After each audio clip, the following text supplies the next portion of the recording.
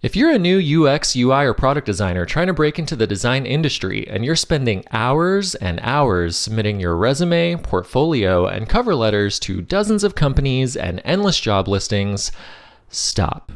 You're wasting your valuable time.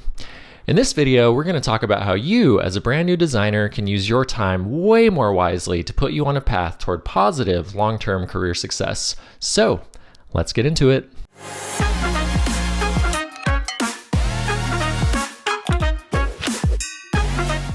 Fresh out of college with my degree in interaction design, I was super excited to hit the job market and get my very first design job. I spent countless hours scouring job boards like Glassdoor, LinkedIn, Indeed, and applying to every single job post that I felt was close enough to the types of stuff that I had learned in school. I tried to commit at least an hour or two per day to submitting as many applications and cover letters as I could. And in total, I must have applied to easily hundreds of companies. Rejection after rejection after rejection quickly became the daily routine in my email inbox, and it really left me feeling demoralized and down on myself. After a while, I even started wondering if I was even good enough to be a UX designer. Is this the right career path for me? And it was all before I had even gotten a chance or even gotten the opportunity to really give it an actual shot in the first place. It's this really terrible conundrum that all new designers and really any industry experience, in which you need experience to gain experience, but how can you gain that required experience if no one will give you a shot in the first place? Anyway, all of this is to say that applying for design jobs as a brand new designer is super hard. And I have a feeling that my story resonated with many of you. So I'm going to get really blunt and super honest for a few minutes, and I'm going to tell it like it is, and we're going to go from there.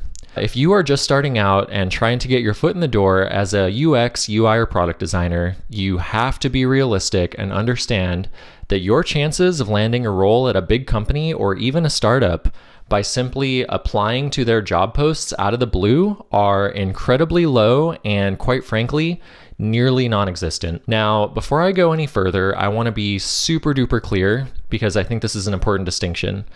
This is not about being pessimistic. This is about being realistic. And I'm sharing this reality with you because I wish that someone had shared it with me sooner during my initial job search so that I wouldn't have wasted so much of my own time. I'm sure you've heard this advice tossed around before relating to job hunting that, even if you don't exactly fit all of the requirements that are in the job post, just go ahead and apply for it anyway. This isn't bad advice, but it's not really advice that applies to people who don't have any experience whatsoever, and is instead something that is more applicable to people that have some experience under their belts already. For example, maybe, let's say, you're a UX or product designer who already has 4 years of professional experience, but the job post you're looking at is asking for 5 or maybe 6. If you are that person and you apply for that particular role, your chances of landing it or at least getting a callback or a follow-up email are probably pretty decent, as long as your portfolio and your work history are impressive enough. However, if you have no years of experience, 0, and you go and apply for that same exact job, your chances of hearing back will be much, much lower. So in short, you must understand and keep in mind that you simply do not have the experience necessary at this moment in time to immediately impact a company's bottom line like more experienced designers do. So your chances of landing any of the roles that you're spending hours applying for online are slim to none. So let's talk about how you can use your time more wisely. To start, it's important to keep in mind that this period of time during your job hunt is not what I would call dead time. And by that, I mean that it's time that you can actually absolutely maximize to use it in productive ways to really put yourself on a path toward really great long-term success. So that being the case, let's go over my 8 tips for how to maximize the time during your job hunt. All right, so tip number 1 is to give freelance designing a try. In lieu of a full-time design role for the time being, freelance designing is a really great way to get some hands-on real-world experience and projects for your portfolio. The barrier to entry into getting freelance work as a beginning designer is a bit lower, so so your chances of getting hired for work is higher. I've got a whole video on this topic that I will link above as well as in the description for you to check out if you're interested. All right, tip number 2 is to only apply to relevant roles. This means roles that are explicitly called out or labeled as being entry level or junior or maybe new/recent grad. So when you do peruse those job board sites like Glassdoor, Indeed, really only spend time applying strictly to jobs that are labeled as entry level. Though I do recommend being cautious or try not to get your hopes up too much, as you may not have too much luck with these either. But if you're going to apply for any jobs on a job board, these are the ones that you have at least some remote chance of getting. And so those are the ones that you would want to seek out. All right, tip number 3 is to keep learning. Continue reading design books, watching design videos, reading blogs about the latest design trends, listening to design podcasts. I could go on, but in general, just learn all that you can. Really strive to perfect your craft and be able to speak about design concepts and methodologies confidently. You could even consider getting a design certificate from Google, just so that you have a better sense of UX, UI design vocabulary and concepts, and you can speak to them with more confidence once you do begin landing actual interviews. You can think of design as a language that you want to become fluent in when you speak it. I'm going to go ahead and add links to those certificates that I just mentioned in the descriptions below if you're curious and want to check them out. All right, tip number 4, and this one is very important, is to improve your visual and UI design skills. So for a moment, I'd like you to put yourself in the shoes of a recruiter or a hiring manager and think about if you opened up a candidate's portfolio and it was just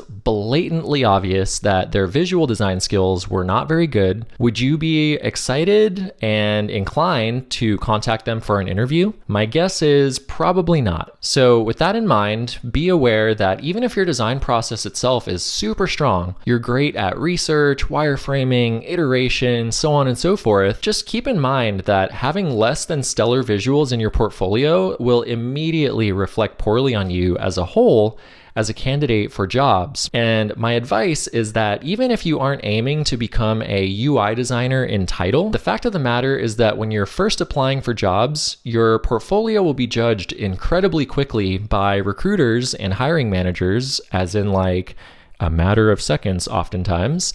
And so your visuals and UI work really need to look decent at a minimum, but ideally they would look as good and as appealing as you can make them. So speaking of your portfolio, number 5 is to work on your portfolio. As a designer, your portfolio is your golden ticket into a salaried design role someday. And so the stronger your portfolio is, really showing your design process and how your design work can produce results, the better shape you'll be in when applying for jobs. As I mentioned before, I know that landing real-world work in the first place so that you can actually have strong projects to put in your portfolio is incredibly tough. So as I talked about in number 1, you can try your hand at freelancing in order to get some good portfolio projects. And additionally, you could find some small companies, businesses, or websites, perhaps a company that you know of in your area, and contact them, reach out to them, offering to redesign their website and improve their UX for free, and then go and use those projects to write case studies about for your portfolio. And just as a side note on this, if you aren't confident reaching out in that way, you can try using tools like ChatGPT, which is free, to help you write your initial contact email for this. I'll go ahead and add a prompt in the description below that you can copy and paste into ChatGPT that will spit out a pretty good starting point for you to send. All right, my 6th tip is networking. So the time during your initial job hunt, and quite frankly, for your entire career, is a fantastic time to meet new people and introduce yourself. Attend events, whether in person or virtual, and start making more designer, engineer, and recruiter connections. You can use websites like Meetup or LinkedIn to see if there are any events happening in your area or online that sound intriguing to you. And the reason for doing this is that your chances of landing a full-time design role are exponentially higher if you apply through a referral from a networking connection rather than by applying for for random jobs willy-nilly. You never know what opportunity could come along. If you meet just the right person who happens to know of a job opening that you'd be a good fit for, they refer you and they vouch for you personally, it can work wonders. All right, so I mentioned LinkedIn for a moment, and number 7 is to improve your resume and your LinkedIn. So first we'll talk about the resume. As a designer, it's important to keep in mind that the appearance of your resume comes with a totally different set of expectations than it does for other fields. It has to be visually appealing and feel quite literally designed rather than just a super boring black and white Word document that maybe only uses 12-point Times New Roman font. Really, you have to be mindful that this is not a college essay that you are typing up. This is a professional industry level designer resume, and it needs to communicate that from the split second that a person sees it. However, don't overdo it though and make it so flashy that it's distracting. It should feel sleek, elegant, and professional. I'm going to go ahead and add a link to the description below showing some really fantastic example resumes that you can use as inspiration from current industry professional designers. And while you're looking at these examples, really take note of both how the designers designed and laid out their resumes using color and fonts and columns and so on and so forth, but also really note how they wrote about their work as well. Pay attention to their bullet points and how their bullet points are very action oriented and centered around the results of the projects that they worked on, as well as their specific contributions to those projects as a whole. On top of your resume, make sure that your LinkedIn profile is up to date with the latest info, has a really good, nice, professional looking photo of you, and is filled in generally as much as it can be with your education, whatever experience you have, as well as bullet points describing your past work history. Spend time connecting with other designers and recruiters, and I recommend, even if you don't know someone in real life, just request to connect with them anyways, and try to start building relationships with them. I'm going to be making an entire video soon about how to use LinkedIn's alumni tool to make some really fantastic and valuable networking connections, so be on the lookout for that. All right, and the 8th and final tip that I have is interview prep. The last thing you want to happen is to have spent time and energy doing everything we just talked about in the last 7 points, and to finally land that long-awaited job interview only to completely bomb it. So therefore, I also recommend that you do some interview prep during your job search as well, so that when the opportunity finally does come for that interview, you can ace it rather than squander it. I recommend looking up interview prep videos specific to UX UI design and learn how to effectively speak about your design work in a way that, again, uses that design vocabulary, uses design methodologies, so on and so forth. Practice talking through your portfolio case studies out loud so that you can be comfortable speaking about them and vocalizing your process. I've done interviews before personally where I did not do this, and it was super obvious that I hadn't practiced and it didn't go very well, and it was much more bumpy than I would have preferred, and I could just tell that the person interviewing me wasn't exactly looking at me in the most ideal light. So it's very crucial that you become comfortable with speaking about your projects and speaking through your process out loud, so that way you come across confident when the interview does come. There is a gentleman here on YouTube named Mike Locke.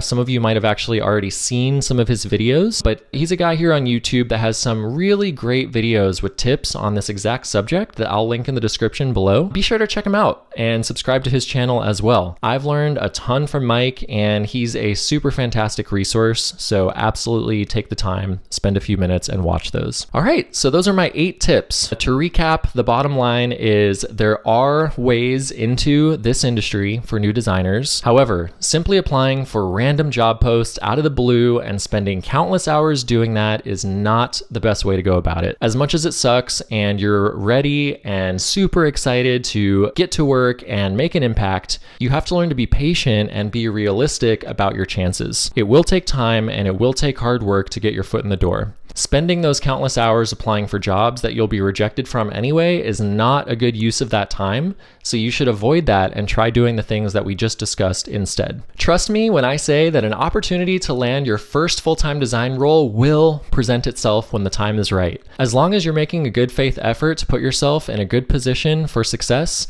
something will come your way I promise. Okay, I'd love to hear from you guys on this. If there are any current industry designers watching, is there anything that would also be a good use of time for the new designers out there that perhaps I didn't mention? Feel free to share that in the comments below. And to the new designers, let me know if any of what I shared resonated with you and what your experience of trying to land your own first full-time role has been like. Additionally, if you're a brand new designer who was recently hired for your very first design role, number one, congrats. Number two, I would love to hear about what worked for you to help you land it and how you spent some of your time leading up to getting hired. Okay, that's it for this one. Be sure to like, subscribe, and adjust your notification settings to be notified of all future videos. Thank you so much for watching. I will catch you on the next one. Peace. Hey, thanks so much for checking out this video. If you are an early career designer in need of some career advice, perhaps some resume guidance, or some portfolio feedback, maybe all of the above, I offer one-on-one mentoring services, and I would absolutely love to meet you and help you out however I can. So check out the link in the description for more info.